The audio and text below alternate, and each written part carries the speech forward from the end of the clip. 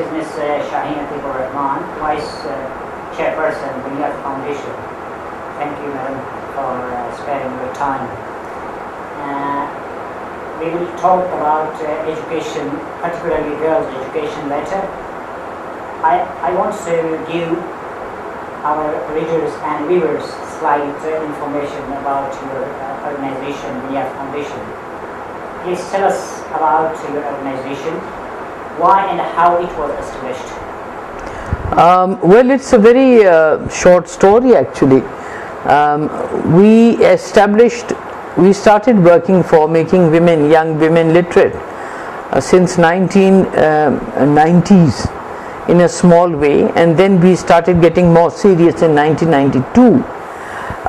We were supported by the government. The minister then was Sayyid Fakhr Imam, and he gave us a challenge to make women literate in the district of Hafsabad, and there was a general opinion that young women, especially adolescent girls, do not want to get educated, and we were made to target young mothers. That means women between the ages of 18 to 24. When we started on that, it was so successful. We didn't even have we had less than 8% dropouts. The course was very small, short. It was called Hafsabad Literacy Promotion Program, supported by the federal government. And we had to take on about 20,000, and the dropouts were only 8%. So from there we understood that women want to be educated, but on their terms. They don't want to learn ABCD or Alif Be Pe, but they want to learn words, and they want to get that information which is useful for them. So then the government of Punjab supported us in CLPP. Then after that UNESCO and especially UNICEF. From Punjab? I started from Hafsabad, Punjab. Then we built up a core base. There was a very brilliant woman from UNESCO. She was then in Bangkok, Dr. Namtip. She came over and we developed a very nice set of books, textbooks for rural women.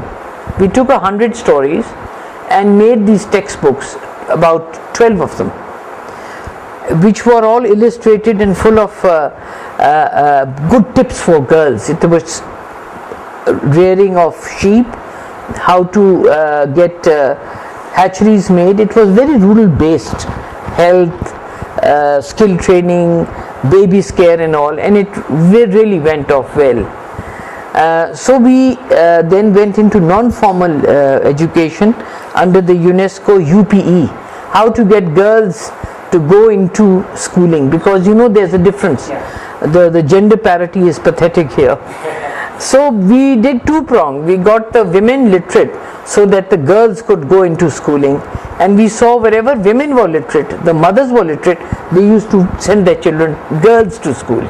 So that was the main aim, and nowhere in Pakistan, not even in Hunza, not anywhere, parents adversely inclined against women.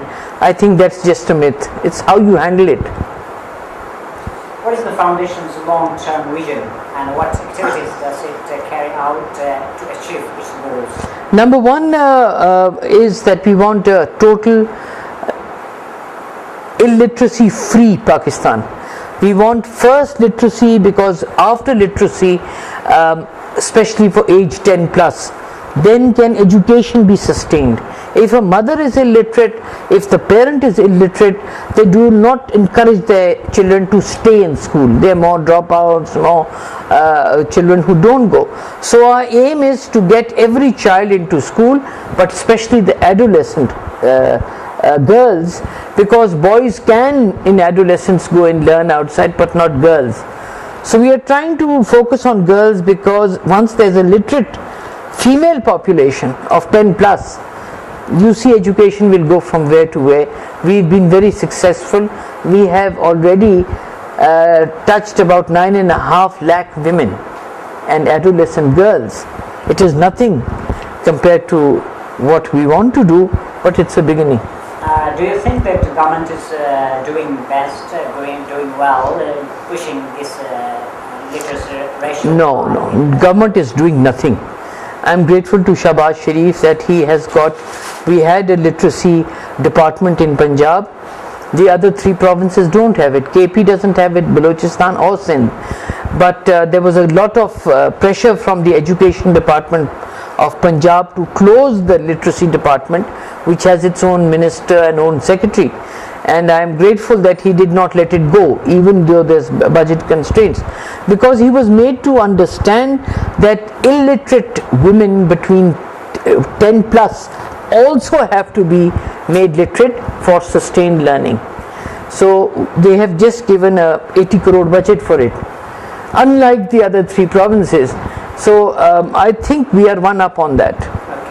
What about, you talk about Punjab and the 3 other provinces, but there are a lot of areas, for example, Fatah and Kashmir and Gilgit-Baltistan. What about here? Kashmir is very good. Kashmir's ratio of primary literacy is very matured.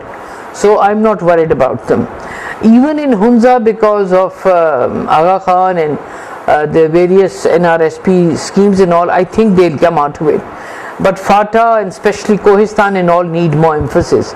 But till the governments of these provinces, because now after 18th Amendment there is a devolution of power, now till those people understand that beyond children we have to make the 10 plus age group literate. We cannot go anywhere. We can't just wait for children to grow up and become adults. We lose 10 years. We cannot lose that time. So we hope that by the example of Punjab, they take this message further, that for finishing poverty, literacy for all is essential. Is this power, let's say, ignorance or culture? Which one you think is the main obstacle for girls to access to education in Pakistan? Poverty. Because when you have little money, you think that boys should get that money and not girls. Because there's a tradition in the whole world, not only in Pakistan. If you have a little money, invest in boys, because boys stay back while the girl marries. But now I think parents are realizing that because young men are realizing who are literate, they don't want to marry illiterate women. So there's a push and pull factor. But poverty is the main reason, because we are one of the worst in population control in the world and becoming worse daily. Girls are overtaking boys academically in Pakistan. Nowadays, they are entering the professions in ever greater numbers. Is it good for women, or something not good happens with them later? I don't know what you mean, but if you mean if women are coming out in greater numbers, they are more steady, they have less options, and they don't go into making unions, I think it is a very positive sign. Yes, I think it is very positive, and yet it is less. You see, the economic progress of Bangladesh is because of the women. 56% of the economy is now subject to women contributing to it. We have less than 14%. So I think overall it will be a good thing. How does the Universal Declaration of Human Rights and the 25A and constitutional amendments impact girls' education? Well, you see, the message has to go right down, because we are working in the flood areas. We've adopted about 49 schools. Even there where they are very, very poor. South Punjab is very poor. Interruption. In Sindh as well, or in No, only in Punjab. I am now getting old. I can't do the whole of Pakistan. But we have partners. For example, we have worked closely with Khwande Kaur in KP. But the whole thing is that parents want their children, girls, to be literate, and I personally feel that unless it is strong at the Union Council level, universal primary education is of no use. So I am a great person who favors district governments. Whoever you call it, you can call it anything. But the next time we must concentrate on Union Council level for girls and children's education. That's very important. What about UN Declaration? UN Declaration, we have signed many conventions, but let's start meaning what we signed. Okay.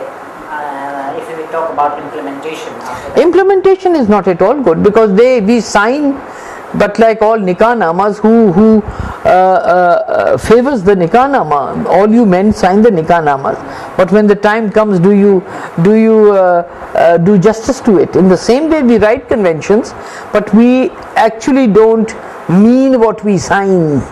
So we, as a citizen of Pakistan, we have to take this over also and make our own moves. How do you interpret education as free and compulsory as stated in the Constitution? Well, it is absolutely done there, but I don't think it is there in letter and spirit. These huge schools and all are coming up, and I don't think it's only a slogan. I don't think it's happening. Well, again, Punjab is doing well. Their Sindh Education Foundation, they are trying to take on private schools and improve their quality. We have Punjab Education Foundation also, but I think generally it's pretty weak. To what extent you are optimistic that this will be translated into action? Only if the public comes up and the parents come up and have alternatives. If we keep on looking at government, the government mostly most people in the national and the provincial assemblies, their children do not attend government schools. They attend private schools, they go abroad, while the poor people's children suffer and have very little options. So we have to take on some things ourselves. I think public and the private sector, the corporate sector, the civil society has to come out and give our majority a better education. We can't depend on the government alone, because the members of the assembly all have different priorities. They go to these elitist schools, all looking at foreign education. I think we have to look within. Are the public debates on education in this country gender sensitive? Well, they try to be, but they're mostly in Islamabad and big capitals. I would like them to go to the districts, and especially in union council level. That is where the motivation is due. Motivation is not due in people who are already converted. What aspects of Pakistani culture, customs, traditions or law do you believe related to gender need to be modified or to be further understood? Tradition and culture only changes by people. When people are seeing, for example, in Chakwal, in Jhelum, in Rawalpindi, in Haripur, people are seeing that education enlightens the mother, enlightens the young woman. So the pull and pull factor there does improve. So I think through model and through success, there is a change which is better. Culture and all follow shortly. About 20 years ago, there was no woman in the, for example, very few women in the University of Education, UET, engineering technology. Now there are over, I think, 1,000. So things change, but you have to see success stories and build on it. What do you think is the role of the media towards sensitizing people towards gender in girls' education? Very important, especially the TV media. It is very important they show the positive side, because that is what is so important. And unfortunately for our country, which has a population of nearly 18 crores, our newspapers are very little. It's hardly 10 to 15 lakhs dailies.